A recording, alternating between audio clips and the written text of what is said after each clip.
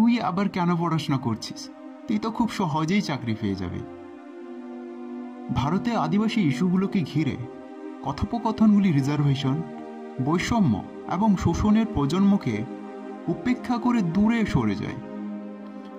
একজন আদিবাসী নারী হিসেবে নিজের জায়গা তৈরি করার অভিজ্ঞতার কথা লিখেছেন সুনীতা পারি। আমার শৈশব এবং কৈশোরের বেশিরভাগ সময় ধরে আমি নতুন যাদের সাথে দেখা করেছি তাদের কাছ থেকে আমার উপাধি লুকানোর চেষ্টা করেছিলাম। আমার অভিজ্ঞতা আমাকে শিখিয়েছিল যে আমি যদি আমার উপাধি প্রকাশ করি, প্রথমে তারা জিজ্ঞেস করবে আমি কি ধরনের আদিবাসী। তারপর বিষয়টি সংরক্ষণ এবং কোটার দিকে চলে যাবে এবং তারপরে তারা উল্লেখ করবে পাতা পড়ি কিনা এমন একজন আদিবাসীর চিত্র। এটা যেন আমি একজন অপদার্থ প্রমাণ করার জন্য বিদ্যমান। আমি যখন ছোট ছিলাম আমার বোনের সাথে সিন্দ্রি নামক একটি ছোট্ট শহরে গিয়েছিলাম, যেখানে আমার বাবা একজন সরকারি কর্মচারী সবে মাত্র বদলি হয়েছিলেন। কলোনিতে একটি হ্যান্ডপাম্প ছিল যেখান থেকে আমরা আমাদের জন্য জল আনতাম। একদিন আমি এবং আমার বোন ধৈর্য ধরে আমাদের পালার জন্য দাঁড়িয়েছিলাম। আমাদের সামনে একজন বয়স্ক মহিলা তার জলের পাত্র ভরছিলেন। আমি জানি না ঠিক কি ঘটেছে, কিন্তু এক দৃষ্টে আমি মহিলাটিকে দেখেছি রাগান্বিত হচ্ছে। আমি ভুলবশত হ্যান্ডপাম্প স্পর্শ করেছিলাম, যার কারণে সে আমাদের বকাঝকা শুরু করেছিল। তারপরে সে তার পাত্রটি খালি করে পুরো এলাকা ধুয়ে ফেলে এবং তার পাত্রটিতে আবার জল ভরে। সেই ঘটনার কথা মনে পড়লে আজও হৃদয়ে দাগ কাটে। আমার পরিচয় জাহির করার জন্য যথেষ্ট নিরাপদ জায়গা ছিল না।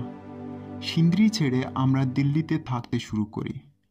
তখন আমার সেরা বন্ধু প্রায়ই আমাকে তার বাড়িতে আমন্ত্রণ জানাতো। যখন আমি যেতাম আমরা সবাই একই প্লেট থেকে খেতাম, কারণ আমরা আমাদের খাবার ভাগ করে নিতে পছন্দ করতাম। কিন্তু একদিন তার পরিবার আমাদের তা করতে দেখেছিল। সেটা নিয়ে তাদের বাড়িতে খুবই ঝামেলার সৃষ্টি হয়েছিল।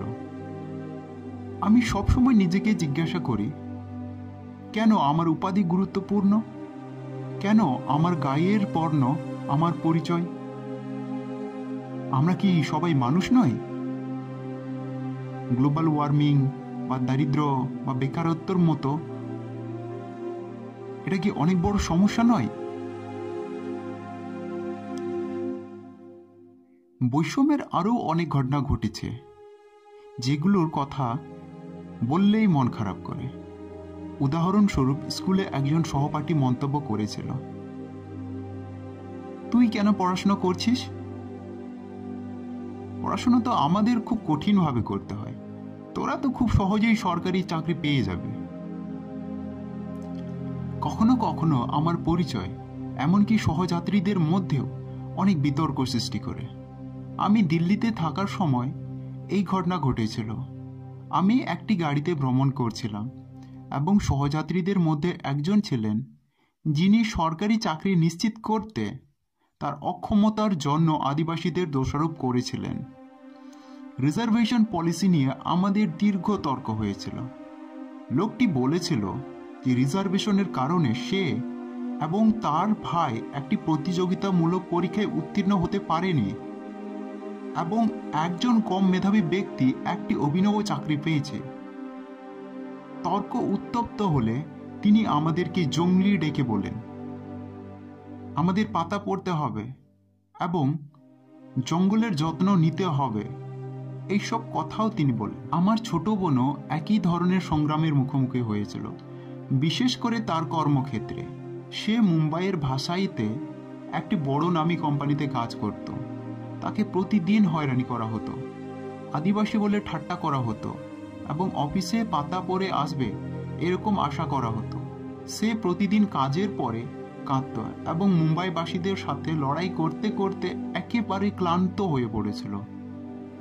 পরবর্তীতে সে আরও 4 বছর চুক্তি থাকা সত্ত্বেও পদত্যাগ করেন।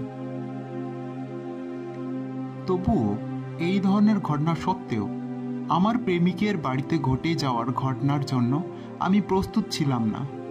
আমার বয়ফ্রেন্ড ব্রাহ্মণ এবং তার বোনের আশীর্বাদের অনুষ্ঠানের জন্য আমাকে আমন্ত্রণ জানিয়েছিল।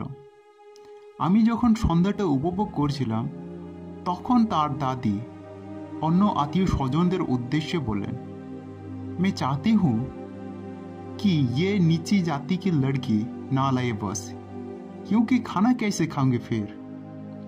তিনি বোঝাতে চেয়েছিলেন যে তিনি আমাকে বিয়ে করলে এবং আমি খাবার রান্না করলে সে খাবে না, কারণ আমি নিচু জাতি থেকে এসেছি। তার কথাগুলো আমার হৃদয় ভেঙে দেয় এবং আমি সেদিন অনেক কেঁদেছিলাম। ঘটনাটি আমার হৃদয়ে স্থায়ীভাবে একটি দাগ কেটে দিয়েছিল। আমার বাবা আমাদের বলতেন অন্য জাতির কাউকে বিয়ে করার কথা যেন না ভাবে। তিনি বলতেন, এরপর তোমার জীবন কেমন হবে তা তুমি জানো না। পরিবার তোমাকে হয়রানি, তোমার জীবন এবং বিপর্যয়ে পরিণত হবে। শুনতাম আর উপেক্ষা করতাম। ভাবতে ভাবতে মানুষ আধুনিক হয়ে গেছে আর এরূপভাবেই চিন্তা করে না। কিন্তু এই ঘটনা ঘটলে আমার বাবার কথার অর্থ বুঝতে পারি।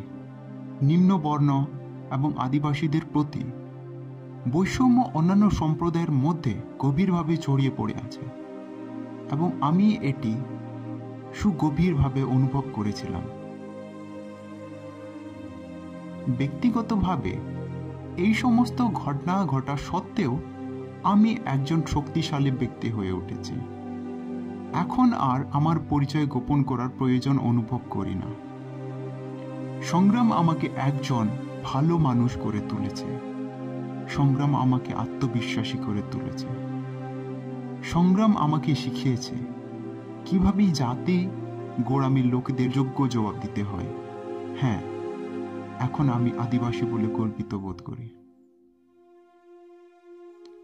লেখক সম্পর্ক: সুনিতা বাড়ি, নয়ডা থেকে সাংবাদিকতা এবং গবেষণা যুগে স্নাতক।